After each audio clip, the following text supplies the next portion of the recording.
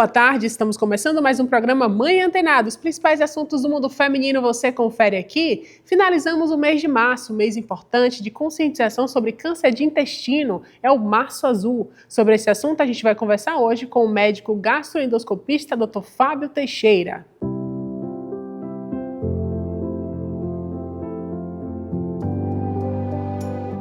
Doutor, muito obrigado pela sua presença aqui hoje. Olá, Deise, a gratidão é minha. Queridas mães atenadas, vamos ficar atenados também na prevenção, porque esse é um assunto palpitante, esse é o mês que nós estamos azul, estamos pintando de azul e esperar que o coração também pulse azul para a prevenção, Deise. Agora, perguntar, doutor, o que é o câncer de intestino, o câncer coloretal? O câncer de intestino é o câncer da parte final do nosso tubo digestivo. Lá o intestino grosso, chamado de cólon, e o reto e o ânus. Esse segmento é um segmento mais alongado, segmento que tem um grande volume de conteúdo fecal.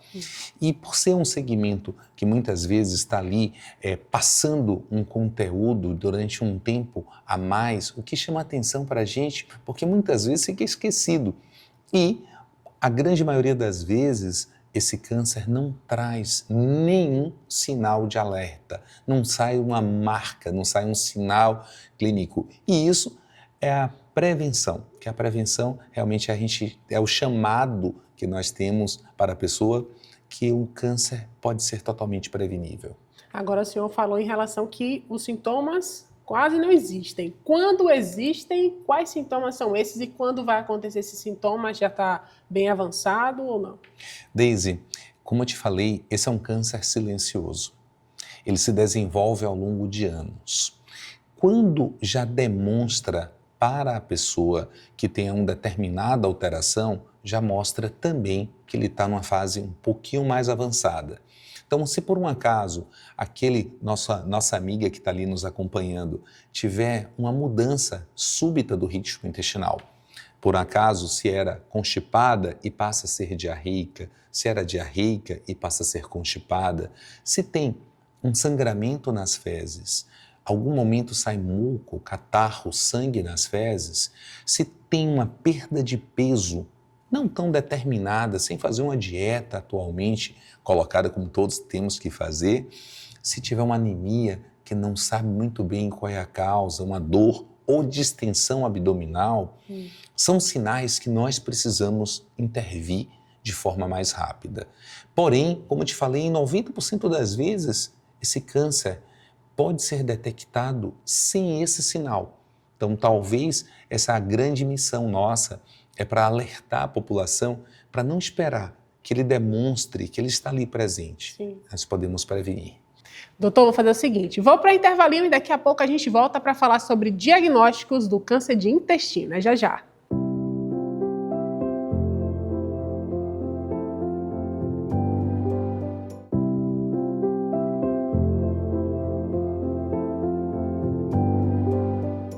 Estamos de volta aqui com o nosso programa Mãe Antenada para saber do doutor o seguinte. Doutor, em relação ao diagnóstico, como é que faz para diagnosticar o câncer de intestino?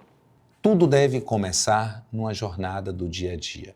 Um diálogo com o seu médico para poder ter uma identificação de qual a idade que a pessoa está, com a fase de vida. O primeiro exame é um exame que não tão específico. Sim. Ele não traz uma sensibilidade tão grande, porém é um exame fácil de realizar, porque você pode aplicar de escala, que é a pesquisa de sangue oculto nas fezes. O que é isso? No seu pedido de exame, o médico pede lá uma avaliação se em algum momento está tendo alguma gotícula de sangue que não está sendo visível aos nossos olhos. E aí você pode ser detectado. Isso vai direcionar para o exame ouro, o exame chamado colonoscopia. Sim. A colonoscopia é o exame que dá a oportunidade de uma detecção de uma pequena lesão chamada de pólipo, que é uma verruguinha que tem dentro do intestino, que é uma transformação daquela célula que está ali, ela começa a crescer de forma muito mais acentuada, aquele núcleo começa a receber uma transformação e essa transformação traz um risco adicional do que a gente chama de displasia, que é a transformação gradativa para o câncer. Então a colonoscopia consegue, primeiro, definir se tem alguma alteração, se aquela alteração já é ou não um risco de um câncer, vai lá, faz uma biópsia.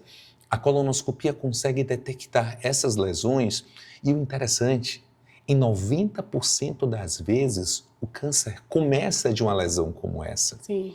Começando, a gente detectando, consegue tratar. Então, a colonoscopia hoje, realizada em centros especializados, oferece toda a segurança que você tem a chance do diagnóstico e de um tratamento de uma lesão precoce. A partir de quantos anos, doutor? É essencial fazer a colonoscopia. Hoje em dia, de uns 3 anos para cá, a gente vem observando que os jovens estão querendo fazer até mais cedo. Desde quando ele é preconizado? Eu tenho uma longa jornada aí com a minha vida da medicina e o que eu tenho observado que realmente a conscientização está fazendo parte da população mais jovem. Sim.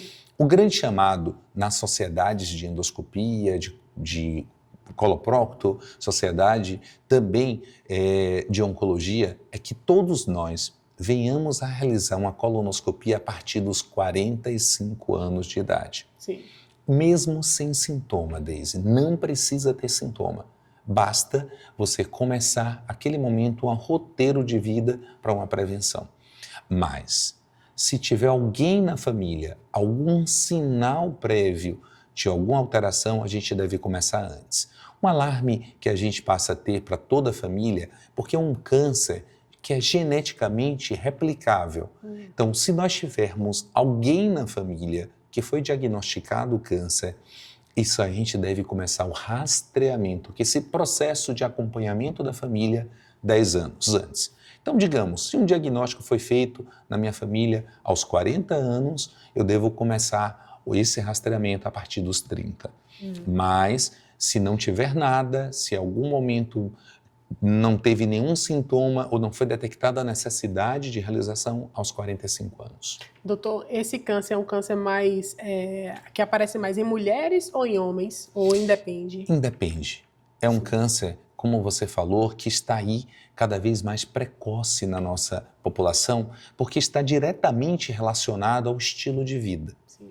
Se nós formos pegar no Brasil a zona mais industrializada, se a gente pegar daqui do Brasil, da Bahia e seguindo ao sul, ao sudoeste, nós vamos ter uma incidência maior do que o norte. Isso por quê? Acesso ao diagnóstico, claro, mas também ao estilo de vida. Então, esse é um câncer que é também relacionado à mudança do estilo de vida da população. Por isso também é um chamado para a prevenção primária. Sim. É como a gente pode falar para a população que pode mudar o estilo de vida dela. E como é que acontece essa mudança? Por exemplo, industrializados, eles pioram, eles fazem com que apareça com mais facilidade esse tipo de câncer? Os industrializados, alimentos industrializados. O que acontece, Deise? O nosso tubo digestivo, a parte final, é onde você vai formar o bolo fecal. Sim.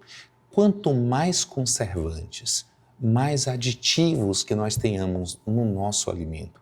Imagine aquele final de semana, aquela calabresa, aquele salame, aquela comida saborosa, rica em sal, em conservantes, para durar muito tempo dentro de uma lata, dentro de um saco, o quanto de ingredientes que aqueles alimentos passam a ter. Então, esse conservante, principalmente dentro dos embutidos, passa a ter um risco adicional. Então, o chamado para todos aqueles as atenadas que estão nos ouvindo, é que tenha na sua casa uma mudança do estilo de vida, Deise. Buscar um alimento mais integral, descascar mais e abrir menos. Sim. Então, comer mais integral possível, buscar um alimento mais próximo da natureza, coisas ricas em fibras, tomar muita água, estimular a atividade física, Deise, é tirar o nosso filho do celular, tirar o nosso filho da televisão, colocar para movimentar. O nosso corpo precisa de movimento. Sim. Evitar o excesso da carne vermelha, o máximo 500 gramas por semana. Evitar o uso do álcool em excesso, abandonar cigarro, combater a obesidade, fazer com que a pessoa tenha um estilo de vida conectado a Deus, conectado à alegria, porque também a espiritualidade faz parte da nossa imunogenicidade. Sim. Em relação às crianças, o senhor falou para tirar as crianças da tela. Esse meio do caminho já tem que começar já desde cedinho para evitar que isso aconteça mais tarde? Tudo é escolha, Daisy, tudo é escolha. Se nós dermos para a nossa criança ele chegar dentro de um balcão da escola e optar por uma peça com presunto, com queijo, rico em gordura, e se a gente não der para aquela criança a educação alimentar, para ela escolher um alimento rico em fibra, uma salada de frutas, ou uma fruta, ou uma coisa mais natural, ao longo da vida a gente vai aglutinando o risco de uma transformação. Sim. Então nós temos a base genética, que é o favorecimento que nosso corpo carrega. Então, se eu tenho alguém na minha família, eu tenho aqui uma facilidade genética. Não quer dizer que eu venha apresentar o câncer, mas se por um acaso eu facilitar, dando a oportunidade para essas células que aqui estão terem esse contato com esses ingredientes, mais chance nós temos de ter realmente um risco de um câncer. Doutor, em relação a prestar atenção ali nas fezes, o quanto isso é importante para detectar um tipo de câncer como esse? Daisy, é muito válida a sua pergunta. Todos nós não temos que olhar para o vaso sanitário e simplesmente deixar ali. A primeira coisa, assim, uma recomendação para as mães antenadas, não levar celular para o sanitário. Sim. Sentar, vá rápido ao banheiro e levante. Mas ao se levantar, olhe para as suas fezes. Se por um acaso há uma mudança da constituição, as fezes começaram a ficar mais finas, mais entrecortadas, algum muco, algum sangue, é um sinal de alerta. Então vale a pena procurar um prócto, um gastro, um clínico, ou até a ginecologista. Sim. Converse, aquela que se sente mais à vontade. E aí a gente começa uma linha de rastreamento. Em relação à coloração, também tem que ficar atento? A coloração depende muito do alimento. Eu chamo muita atenção porque o que acontece hoje? Nós temos uma determinada constituição. Cada um da gente tem uma impressão genética e tem também uma microbiota. Sim. Essa microbiota, o nosso estilo de vida, o quanto que realmente a gente venha a trabalhar no intestino, vai estar aquela constituição das fezes. Só que as fezes, elas vão seguir daquela cor mais um pouquinho mais âmbar, aquele amarelo mais escurecido. Sim. Mas se as fezes saírem pretas, enegrecidas, com rádias hemáticas, sanguinolentas, com odor mais forte, é um alerta. A gente tem que procurar um médico mais cedo. Doutor, eu queria que o senhor deixasse uma dica, chamasse a atenção da nossa população, das nossas mães antenadas, para esse tema tão importante para a gente encerrar nosso papo. Querida Daisy, queridas mães, um chamado do março é que não fique somente no março. Que a busca cada vez mais da prevenção, não só do intestino, mas todo o corpo, passe a fazer parte da sua rotina, da ser mãe, mulher, que carrega toda essa responsabilidade de cuidar da sua família, cuide também do seu corpo. Prevenir é um ato de amor e chamamos atenção para uma mudança do estilo de vida, uma escolha de uma boa alimentação, um estímulo à atividade física. E se você já tiver 45 anos mais, não precisa falar a idade, né, Daisy? Mas é uma convocação. Em algum momento, converse com seu médico, converse com seu amigo, com sua amiga e procure um pouco mais de informação. Porque a colonoscopia, apesar de ser um exame que às vezes causa um determinado medo, hoje é extremamente segura, realizada com centros de altíssimo gabarito, com profissionais que trazem toda a tranquilidade, um conforto, você não vê, não lembra, não sente, sofre um pouquinho, Daisy, durante o preparo, mas tem a possibilidade de mudar uma história natural. Então, que o mês de março permaneça como simbologia azul, que eu estou aqui hoje vestido, Daisy também toda de azul, e que essa simbologia da prática do autocuidado, do autoconhecimento, de olhar para o seu corpo, de conhecer o seu corpo, faça parte também da rotina da nossa mãe antenada. Muito obrigado, Daisy. Eu que agradeço. Muito obrigado, viu, doutor? Linda. E assim, portanto, encerramos o nosso programa Mãe Antenada, os principais assuntos do mundo feminino, você confere aqui.